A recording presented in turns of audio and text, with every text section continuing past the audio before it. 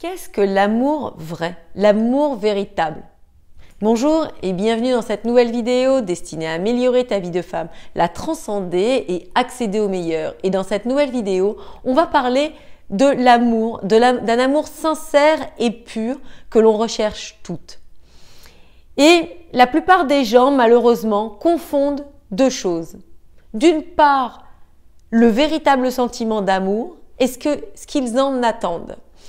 Et pour étayer mes dires, je vais prendre l'analogie de la nourriture. Lorsque vous mangez un plat que vous préférez, votre plat préféré, eh bien, ce que vous allez vraiment apprécier dans tout ça, ce n'est pas le plat en lui-même, c'est le goût qui en ressort. Et en amour, il en va de même. En fait, on porte énormément d'espoir et d'intérêt à ce qui va en ressortir de notre relation.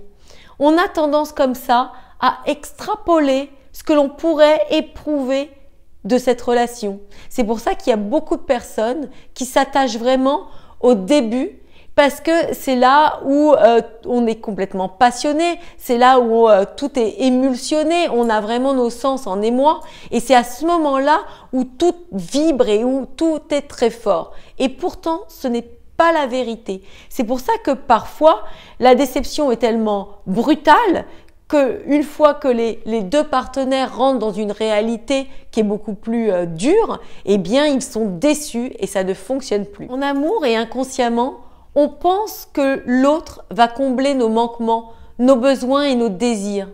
L'autre est le moyen de pallier à toutes nos difficultés.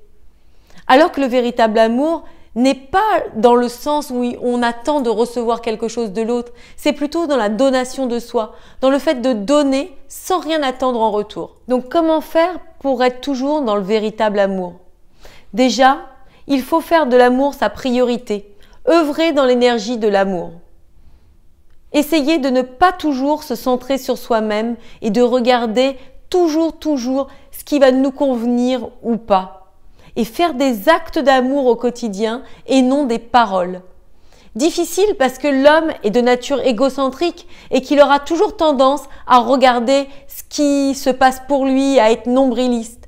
Mais petit à petit, en faisant des efforts au quotidien, en conscientisant bien ses actes et ce qui va être positif pour notre relation, eh bien on arrive à faire un pas après l'autre et à s'améliorer. C'est un chemin qui va demander des efforts, du temps, de la patience, le fait de ne pas laisser parler son ego, de ne pas réagir aux moindres attaques de l'extérieur et plutôt pouvoir bien garder son sang-froid. Si on veut recevoir de l'amour, nous devons avant tout montrer l'exemple.